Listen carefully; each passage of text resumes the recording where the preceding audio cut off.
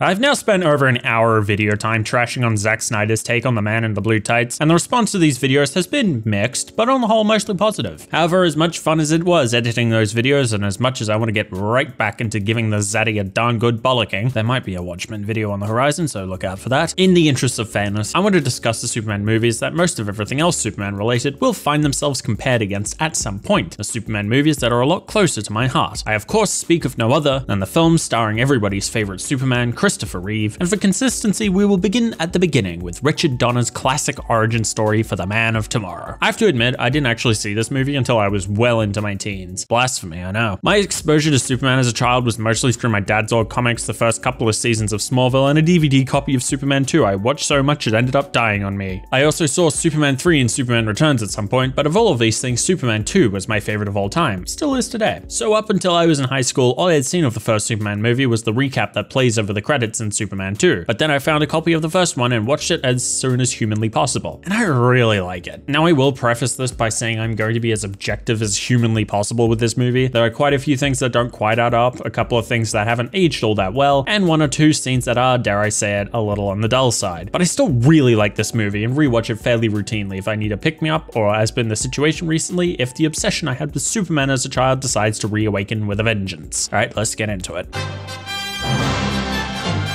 There are 3 cuts of this movie out there, which is one more than is probably absolutely necessary, but all 3 cuts do have their merits. The first is the 1978 theatrical cut, which clocks in at about 2 hours and 23 minutes. This is the shortest of all the cuts, and is for what I can see the universally preferred cut, an opinion I will contest as this video goes on. This cut is pretty good for casual watching and is definitely very enjoyable, and it's not missing anything from longer cuts that's crucial for storytelling purposes, so it's got that going for it. Up next we have the director's cut, which was put together in 2001 under director Richard Donner's supervision. This adds an extra 8 minutes to the runtime, bringing it up to a little longer than 2.5 hours, and is Donner's preferred version of the film. This version adds a couple of seconds to a couple of key scenes to flash them out, as well as a full scene set in the Fortress of Solitude and an extended scene of Superman arriving at Lex Luthor's lair. Of the 3 cuts, this is the only one I haven't seen, but I have seen the extra scenes mentioned here because they're all in the 3rd cut I'm gonna mention, the extended TV cut. This cut clocks in at 3 hours and 8 minutes and is by a long way the longest of the cuts. It is apparently based on a very early construction of the film before it was edited down for theatrical release, and was never intended to be seen in theaters. However, because of a deal between producers Alexandra and Ilya Salkind and ABC, it was the version that a lot of people saw on TV, as ABC could generate more revenue from broadcasting a longer version of the film. It was released on Blu-ray in 2017, and is, whilst interesting, probably not the version you want to introduce someone to Superman with, as whilst it does contain some little scenes that I do like, it also allows some scenes to well overstay their welcome, bringing the pacing of the film to a grinding halt. I still watch this cut every so often though, because despite its rough edges, I do quite enjoy it. For the sake of ease, my reference copy of the film for this review was the theatrical cut, but I will be mentioning the other cuts too every so often, as they do contain extra material that I really think ought to have been in the theatrical cut. So let's press on, shall we? On a technical level, this film is almost unparalleled for a movie of its time. Honestly, think of all the Superman movies ever made, this is the one with the best production value, which is a bloody miracle given how fraught and filled with infighting the production of this movie was. A problem that would carry on into Superman 2, but that time it was even worse. Every piece fits together perfectly and creates a film so visually memorable it has influenced future movies and even the comics themselves. The most obvious design from the movie that has become commonplace in other Superman media is the design of Krypton and all of its related material. Before this movie was made, Krypton had this sort of 60s retro-futuristic look about it in the comics, which looked fun on the pages of comics, but would have looked fatally silly in a movie. On top of that, Jor-El was often depicted wearing this green jumpsuit with a sun emblazoned on his chest, and as a result, he looked less like a genius scientist and more like he belonged on the Jetsons. Wisely, Donner opted for a total redesign, and the art department dreamed up this desolate cold planet populated by people who use crystals as the foundation of their technology, and dress in robes made of that reflective stuff movie used to reflect light where they needed to go, which I can only imagine sucked to be wearing appearing on set. These crystalline structures, which ended up including the Fortress of Solitude, have become staples of the visual Superman lore, and with good reason, because they're freaking beautiful. The opening model shot of the camera panning across the icescape of Krypton and settling on the crystalline structure of the Kryptonian city with the dome on top is fantastic. And a lot for how beautiful these sets and designs look also goes to Jeffrey Unsworth's cinematography, a man who also served as the DP on Stanley Kubrick's 2001: A Space Odyssey. His cinematography throughout the film gives the movie the epic feel that it has, with the aforementioned shots of the Krypton landscape, the trial sequence where Zod and his cronies are condemned to eternal isolation in the Phantom Zone, and the destruction of Krypton. However, some of my favorite shots in this film are actually from Clark's time in Smallville, where Unsworth utilizes the anamorphic aspect ratio to its maximum potential to create these gorgeous wide shots of the Kent farm and of a young Clark Kent and his mother. They really are a treat to the eyes. And of course, I can hardly review this film without a nod to the visual effects. Whilst the tricks used to make Superman fly are well obvious today, that doesn't stop them from looking cool. In fact, most of it still looks pretty great, and the sequence where Superman chases one of the nuclear missiles is still damn exhilarating. The model shots, however, are a little less consistent. Most of them look great, like the Krypton miniatures and the Fortress of Solitude, but the sequence where Superman stops the rush of water unleashed by the collapsing Hoover Dam suffers a little. The dam itself looks fine, but the shots of the boulders falling to stop the water's flow, a little less so. It's still a good sequence though. Also, in effects that haven't aged so well, Clark's super speed just looks kinda doofy. I'm sorry.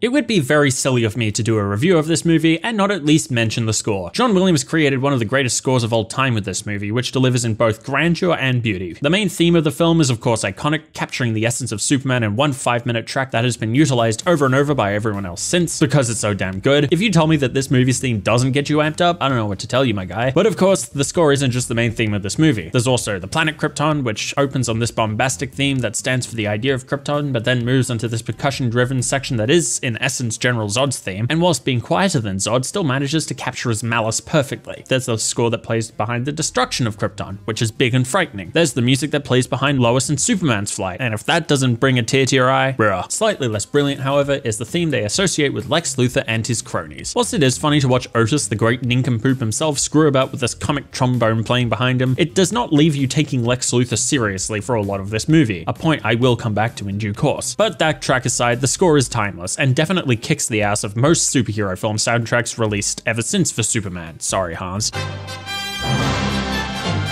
Everyone said it, Christopher Reeve is simply pitch perfect as the man in the blue tights. It's been said over and over again, and that's because it's true. The way Reeve approaches the dual identity of Clark and Superman is so fantastic to watch because he made absolutely sure that the disguise wasn't just those glasses everybody's memed to death by now. Yes, the glasses disguise looks bloody stupid when it's Henry Cavill doing it, acting exactly the same way as he does with the glasses as he does without. But Reeve doesn't do that. He slouches a little. He makes his voice a little higher and generally acts like a clumsy but well-meaning, if mildly cowardly, dork who happens to be a very good reporter. And then there are scenes where the mask slips a little, so to speak, so you can see the huge difference in personas when it does. The little smirk he has when he catches this bullet, the facial expression changing in him standing up straight when he considers telling Lois the truth. All of these things add up and make you totally believe that no one would ever think in a million years that this bespectacled dork of a reporter could ever be Superman. And when he is the Man of Steel, Reeve continues to embody everything Superman should be. Boundless confidence, that easy charm that'll put a smile on anyone's face, the pitch perfect delivery of his cheesy one-liners. And when he does get angry, Reeve doesn't put it over the top, keeping it measured but still palpable in a gaze that could burn a hole in you without his heat vision turned on, and a voice that is, while still measured and charming, still makes it clear that he means no funny business whatsoever. It's a perfect performance, almost good enough to make you not notice that the screenplay gives him little to no depth. For the most part, Superman as the hero is written well enough. His one-liners are, whilst cheesy, pretty in character. He takes most of everything in stride, rarely getting properly angry at anyone. Even when angry, the most violent he gets with people is to hoist them up in a sort of fear tactic. He still wants Luthor to get a free trial, even though he technically succeeded in being indirectly responsible for the death of Lois Lane. She got better though. We all know if this happened with the Snyder Superman, he would have pitched a shouting fit and then murdered Luthor or something. The issue is, the screenplay misses a lot of why Superman is this way. The way the movie develops, it's like he puts on the suit and suddenly he's this person now. Before he wears the suit, we get extremely little of Clark as a character, and what we get is for the most part pretty bland. There are flashes of the cheekiness that Clark Kent has, such as him running home to overtake someone who'd given him heaps at school, but otherwise there's not a lot going on here. We don't get to see him grow into the role of the superhero and the whys of the role that he has, because the part of the story that in any way deals with that, the Smallville section, is the shortest part of the movie. And that's kind of sad and speaks to a more general problem with Superman origin stories that I'll have to go over in another video. But the main problem is the emphasis on Jor-El, and I'll touch on that now.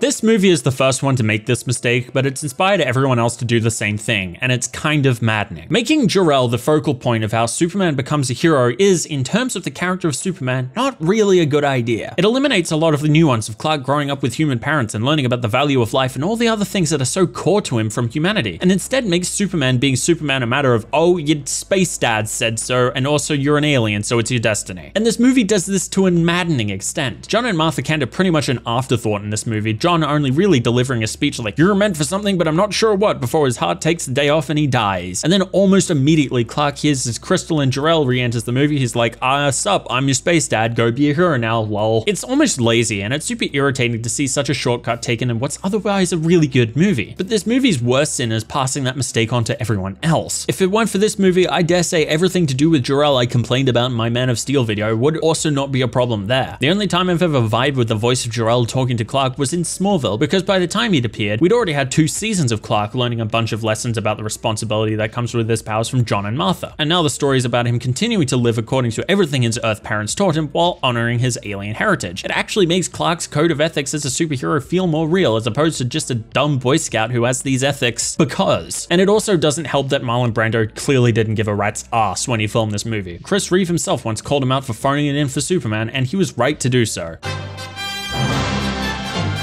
Margot Kidder's Lois is much like Reeves' Clark Kent, in that her performance in the role is so good you might almost miss the fact that her character has a few writing flaws baked into her. Kidder plays the role of Lois extremely well. Her delivery of Lois's trademark snark is just about perfect, and she also has a lot of fun little moments in the Daily Planet bouncing off the characters there. She and Reeve also have fantastic chemistry, and the fact that she has great chemistry with both dorky Clark and Superman is a testament to her acting skills. It's in these moments that her character is at her best, but unfortunately elsewhere she's written with not near as much character. The biggest problem with how Lois is written is how quickly she falls in love with Superman. Now, on the one hand, I get it. Who wouldn't swoon over Chris Reeve and his big blue eyes? But on the other hand, it feels a lot to me like their romance only happens because Superman and Lois are a thing in the comics, because there's very little reason otherwise why it happens in the movie. It just sort of does. The writing of the romance angle does get better in Superman 2, but here it's kind of not great. And of course, this movie is filled with, oh no, Lois is in danger, whatever will Superman do moments. I will give it credit, at least these moments make sense. It's not like in Man of Steel where she only ends up in danger because she was somewhere that her character logically had no business being, like that goddamn plane. Here, when she's in danger, it's at least because of something to do with her job as a reporter, or in one case because she slipped while flying with Superman. But when she's in danger, the writing does fall back to the screaming damsel in distress trope, which is tiring, but I do like that instead of her acting like a damsel in distress in the robbery scene, she's ready to beat the crap out of that guy, and how instead of gushing about how Superman saved the day when she's saved at the end, she just starts kind of giving him the where have you been speech. It's funny stuff, but for the most part, Lois's character isn't written in a particularly interesting manner here. If it's a top class Lois you want, you're probably best sticking to TV for now. Oh yeah, this movie seems to be where that joke about Lois being a brilliant reporter who can't spell to save her life came from. Whether that's a good thing or a bad thing is up to personal taste, I guess, but I personally find it kind of amusing. I absolutely cannot fault Gene Hackman's performance as Lex Luthor here. He plays Luthor as a calculating genius who is easy to irritation but always has everything under control. His endless sarcasm and wit make for entertaining moments, and the scene where he meets Superman face to face is a delight to watch. I could point out the quibbling point that Hackman wasn't willing to shave his head for the role. Apparently it was hard enough to get him to shave his mustache, and as a result he has a mildly unconvincing bald cap going on at the end. But the choice to style his hair differently for almost every scene as if Luthor is wearing a bunch of wigs was an inspired loophole to get around that. However, once again, I do have a problem with how Luthor is written. If I'm watching this movie completely isolation, not thinking about the comics at all, I don't mind it. But if we're talking about Luthor here as an adaptation of a comic book villain, it kind of sucks. For starters, playing the great Lex Luthor off for laughs for most of his screen time is a pretty confusing choice. I touched on this earlier when I mentioned the comical theme he was given for much of the movie, with a lot of his plan being carried out with an almost farcical trombone, but it extends beyond that into the writing, with the nearly pantomime scene of him impersonating a redneck and a paramedic leaping inexorably to mind. It also doesn't help that his henchman has about 3 functioning brain cells, which leads to wacky hijinks and silly nonsense. You'd think that a man who's established to have as much money as Luthor has would be able to afford better help than Otis. Yes, I'm aware that's the joke, but again, playing Luthor off for laughs is a bit of a silly idea if you ask me. And then there's Luthor's plan. Now, the business with the nuclear missiles on its own is a fun piece of cinema, and I really love the whole concept of the 2 missiles. However, Luthor's reason for stealing the nukes? Real estate. Turning the greatest criminal mind of our time into a real estate shark is a beyond bizarre decision, and only serves to make him more ridiculous ridiculous than before. If he'd stolen the missiles as some sort of terrorist statement or to hold the world at ransom only then to launch them when his demands weren't met or something, I would love it a lot more. It would still be a little cartoonish and Dr. Evil-like, but that would at least be better than I'm going to be the biggest real estate shark of the world, and definitely closer to the Lex Luthor in the comics at the time, who was just a mad genius with a lot of money and a thirst for power. By the end of production, this screenplay had been written and rewritten by 5 different people, beginning with Mario Puzo, yes, that one, and then going to David and Leslie Newman, Robert Benton, and then one more uncredited rewrite by Tom Mankiewicz. It's something of a miracle then that the movie ended up being as consistent as it is, but miraculously being good despite a production hell is something of a theme for the Superman movies. So let's look at what happens in this movie. We begin on this little prelude of some kid reading a comic book, and for the life of me, I don't know why we need this moment. We then get 5 minutes of opening credits, but when you have John Williams' score playing through it, who cares? We then arrive on Krypton in time to see General Zod and his lot get condemned to the Phantom Zone by none other than Jor-El, who is for some reason both a leading scientist and a prosecutor for the Kryptonian justice system. It's later implied this might be because he discovered the Phantom Zone, but last I checked, the guy who invented lethal injection wasn't exactly a prosecutor himself. All that aside though, Terrence Stamp is only in this movie for a couple of minutes, but he still leaves his mark on this movie, with his delivery of Zod's iconic monologue cementing him as an all-time villain before his own movie had even come out, even if his speech is a little undercut by some peculiar editing choices. You will bow down before me! Both you and then one day, your ass!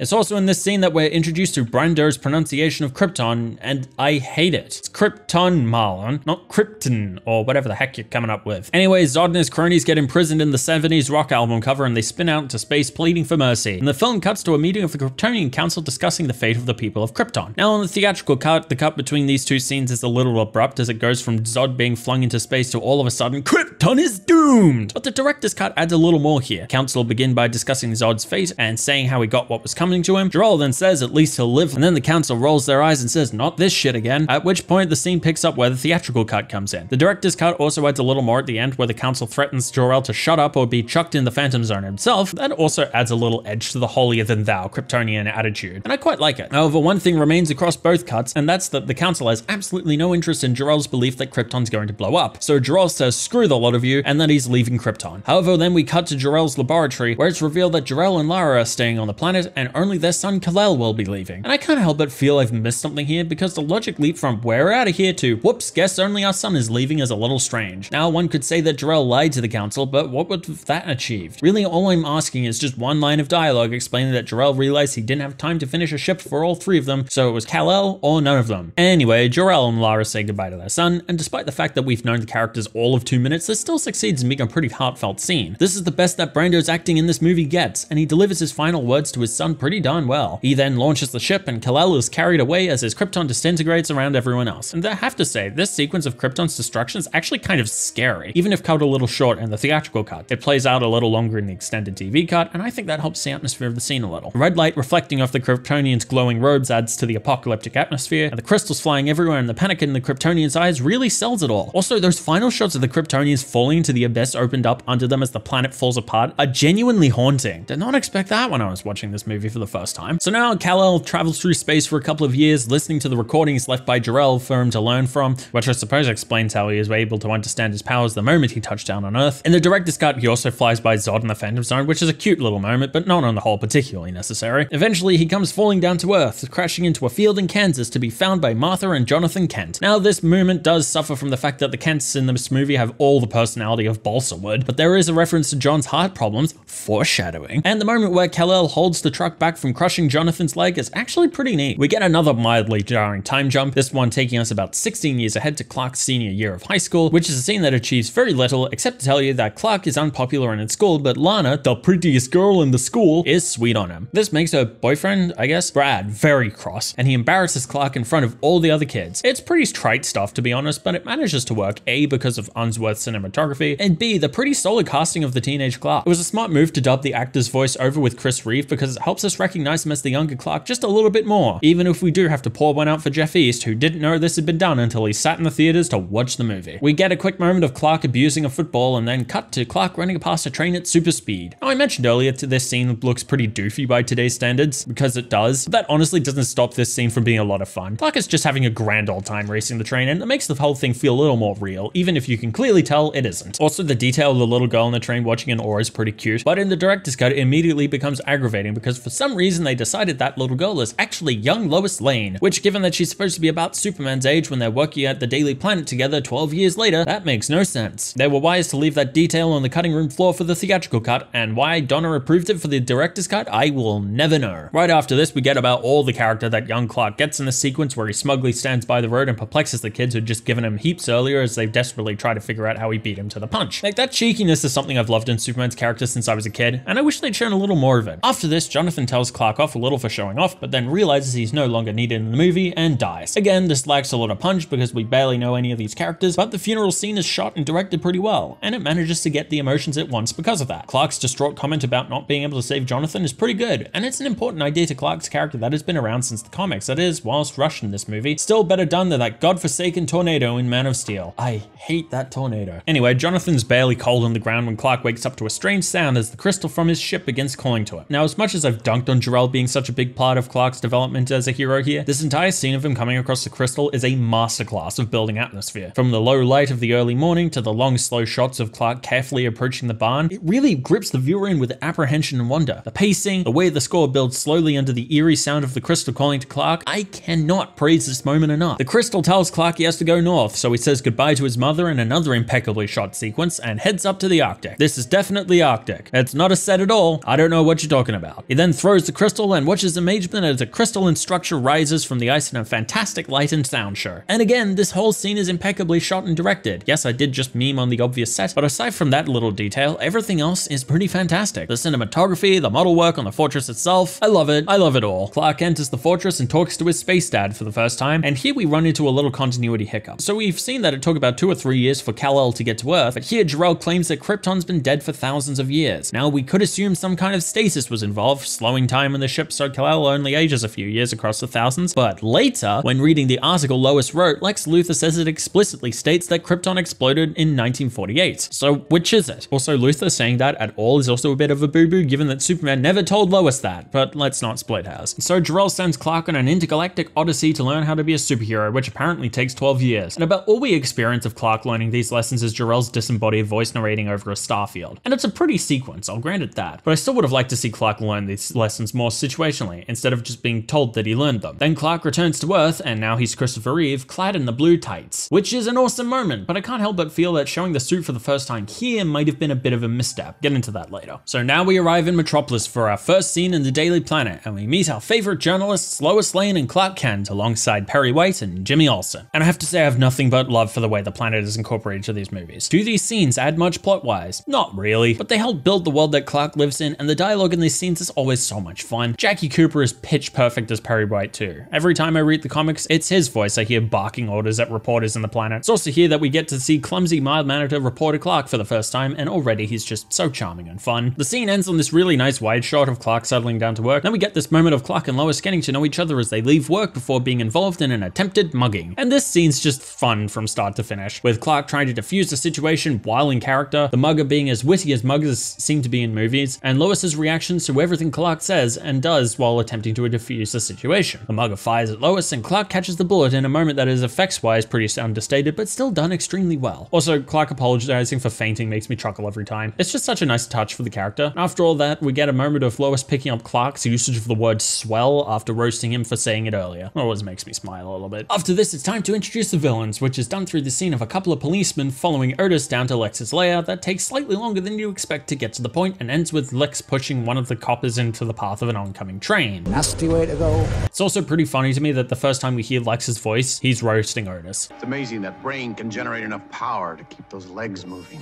It's also in this scene that we're introduced to Lex's obsession with real estate, which, oh boy. After this, we get another awkward cut, this time to the Daily Planet where not much is happening, if we're being honest, but I've mentioned that these scenes are always a lot of fun, and they do flesh out the people in the planet nicely too. I'm especially pleased that they kept the running joke of White's irritation at Jimmy calling him Chief. And make mine black and no sugar. Right, Chief. And don't call me sugar. blood. What are you standing around here for? I'm not.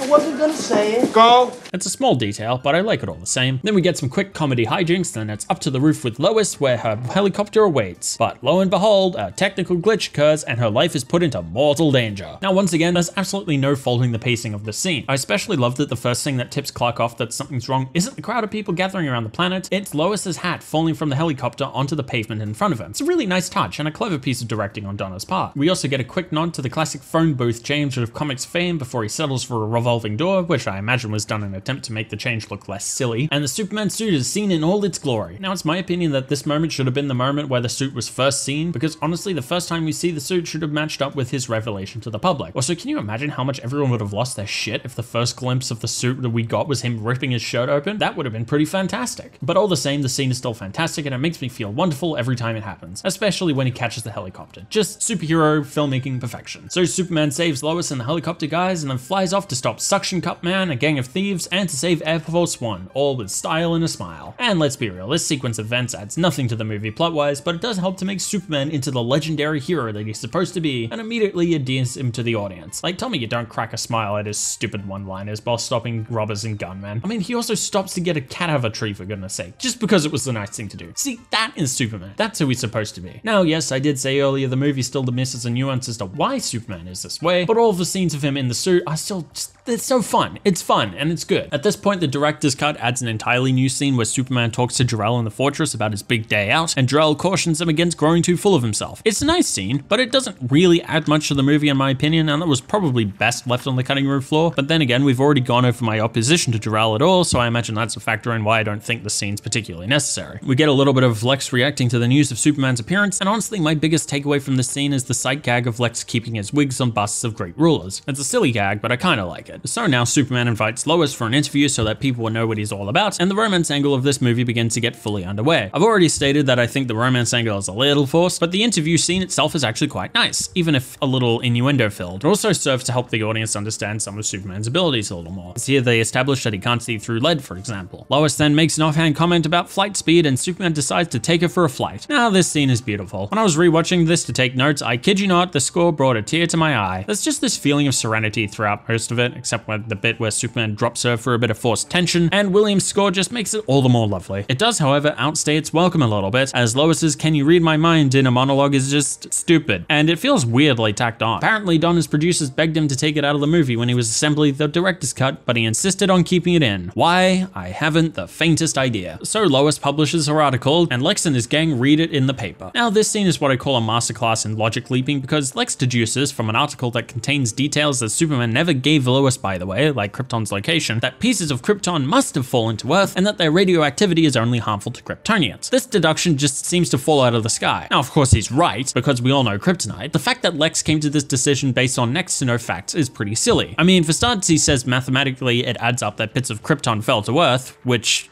it doesn't. Space is pretty big. What maths would make it add up that Krypton fragments coming to Earth is reasonable? And yes, there's at least one comic that explains that the warp drive on Kal-El's ship caused some fragments to be pulled through the warp to Earth. Action Comics 500, I read my dad's copy obsessively as a child, but no such explanation is even hinted to here. Also, Action Comics 500 wasn't published until a year after this movie came out, but we're splitting hairs at this point. And then there's the leap of logic that assumes that the fragments were irradiated in such a way that they only harm Kryptonians. Like, yes, he's right, but Lex pulled that conclusion right out of his backside. And then there's the leap of logic that gets them stealing the Addis Ababa meteorite. Like, yes, it's kryptonite, but what tipped you off to that? The movie then glosses completely over the heist involved stealing the Addis Ababa rock, only telling us in passing that it was a violent moment later in the Daily Planet, and then instead focuses on how Lex gets the missiles he needs for his plan to do what he wants them to do. And for me, at least, the movie grinds to a halt here at the moment. Now, if you like watching Gene Hackman dress up in silly costumes and do comedy bits for a few minutes, you'll probably enjoy this much more than I did. But for me, it's a little slow, but it does give us one line which always sends me to Orbit. I guess my arm wasn't long enough, see? Otis, would you like to see a long arm? Otis, would you like to see a very, very long arm? But I don't know why. Also in this scene, there's a super uncomfortable joke about the commander of this squad feeling up what he believes to be an unconscious woman. Well, I suggest vigorous chest massage. If that doesn't work, mouth to mouth. Yes, sir.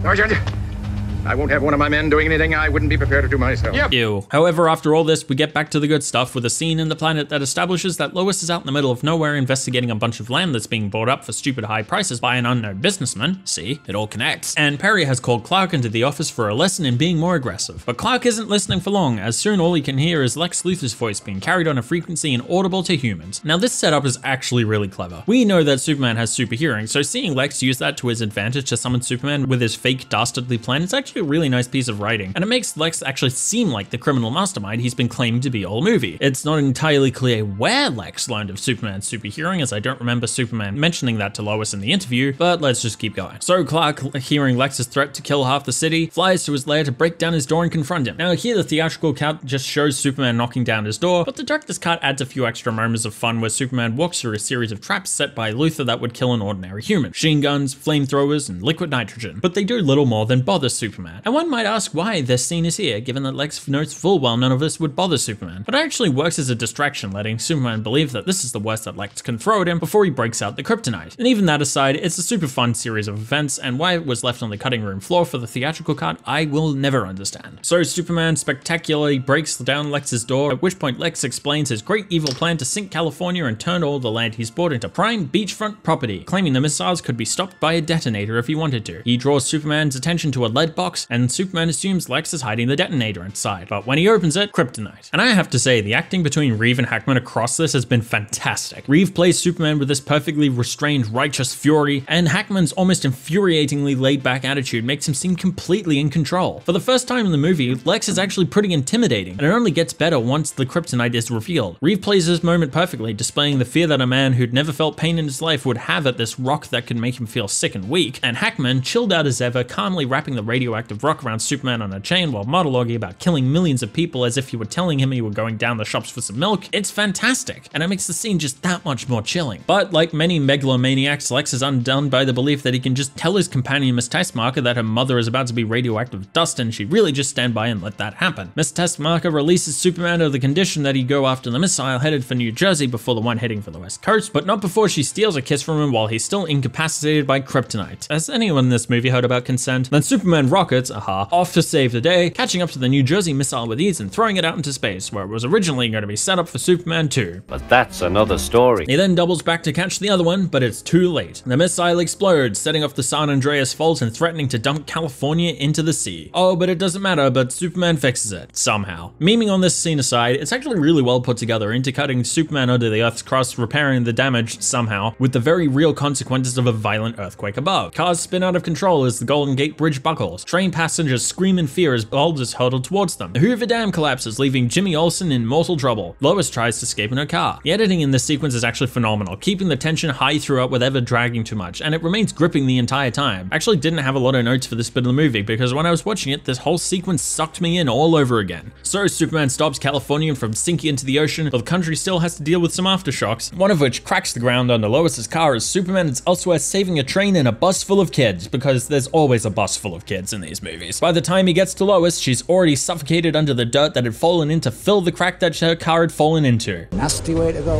And all Superman can do is pull her dead body out of the car. The scene actually succeeds in being heartbreaking, and it's mostly down to Reeve's performance. The initial disbelief when he pulls Lois out of the car, the realization that there's nothing he can do, his tears as he kisses Lois goodbye, the tiny touch of him putting Lois down a little too fast and him being upset because he wants to be careful. It's a good performance, and if a tear doesn't come to your eye, I don't know what to say to you. Donna then elected to follow this moment with a moment of silence, one that cuts harder than any sad score ever could have done. It's really effective, and it definitely makes you feel Superman's emptiness. The silence hangs for a moment, but is soon shattered as Superman launches into the sky, letting his pain and anguish out in a scream that is by a long way one of the shining moments in Reeve's portrayal of this character.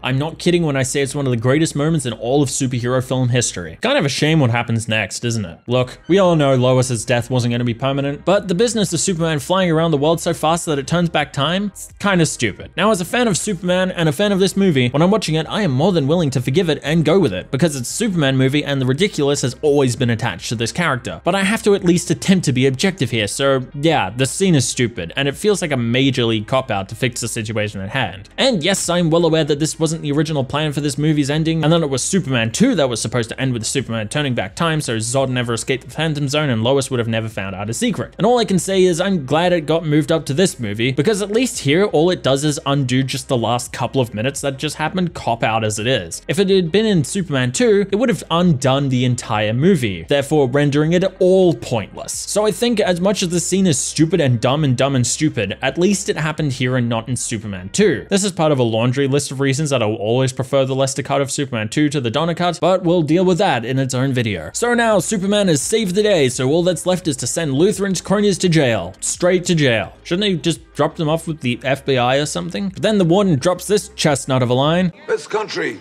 is safe against Superman. Thanks to you. And Superman flies off into space and smiles into the camera, which is infinitely cheesy, but damned if I don't smile like an idiot every time. Here are some of my favorite lines in this movie. Some of them are good, some of them are stupid, but I like them all the same. You will bow down before me, Jor-El. I swear it. No matter that it takes an eternity, you will bow down before me. Both you, and then one day, your ass! How'd you get here so fast? I ran. Ran, huh? Cool. Told you's an oddball. Let's get out of here. How many T's in bloodletting? 2. Chief, here's that story on East Side murder case. The way I see it, it's a banner headline, front page, with maybe one picture. There's only one P in rapist. Olson, why am I paying you $40 a week when I should have you arrested for loitering? And make mine black and no sugar. Right, Chief. And don't call me sugar. Blood is in trouble. Any more at home like you? Not really, no. See, he doesn't really want to hurt anybody. Uh-huh. Miss Desmarker, when I was 6 years old, my father said to me, Get out. before that, Easy, miss. I've got you. You've got me! Who's got you? Well, I certainly hope this little incident hasn't put you off flying, miss. Statistically speaking, of course, it's still the safest way to travel. Hi there. Nothing wrong with the elevator? Bad vibrations? Does he have a girlfriend? What's his favorite ball team, Kent? Now listen, whichever one of you gets it out of him is going to wind up with the single most important interview since God talked to Moses. Story of my life. Cinderella bites the dust. Why are you? I'm here to fight for truth and justice in the American way. You're gonna end up fighting every elected official in this country. That's Clark, nice. Do you know why the number 200 is so vitally descriptive to both you and me? What? It's your weight and my IQ. I guess my arm wasn't long enough, see? Otis, would you like to see a long arm? Otis, would you like to see a very, very long arm? It's open. Come in. Otis, take the gentleman's cape.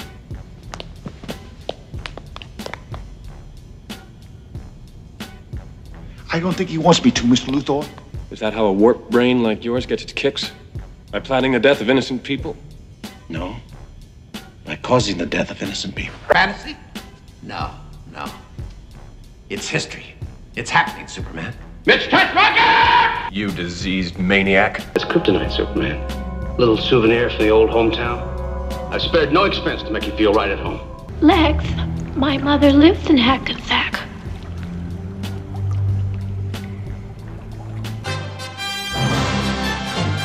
Making Jor-El's crystal green was bound to cause some confusion, wasn't it? Now my personal headcanon is that it was these crystals that got irradiated when Krypton exploded and that's how you get kryptonite. But still, this movie shows us Toddler Kal-El's full dick. Why? There's some blatant Cheerios product placement. This movie doesn't stop to spell out that Clark knows how to work the crystals because of his memories of the space lessons and assumed you put that together yourself. I like that. This kid's mom slaps her a new one for talking about Superman. Haven't I told you to stop telling lies?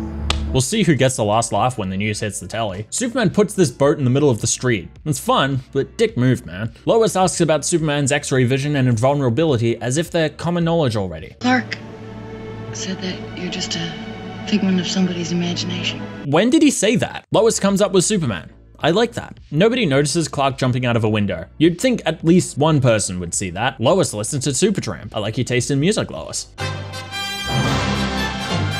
I know I've been dunking on this movie a bit through this video, but I genuinely do enjoy it. I really feel like despite its flaws, it really is one of the greatest superhero movies ever made, simply because it is almost unparalleled in capturing the wonder, the optimism, the hope that Superman stands for. This movie is on its way to being 50 years old, but it still mostly holds up, and it's still so much more exciting than a lot of superhero films made today. It also continues to massively influence superhero cinema today, and I'm confident if it weren't for this movie, we wouldn't have movies like The Dark Knight or The Avengers. It might have its flaws and moments that are pretty darn silly, but Superman is still one of the leaders of this genre. All that said, it's still not my favorite Superman movie. That comes later. Come to me, son of Jor-El! Kneel before Zod!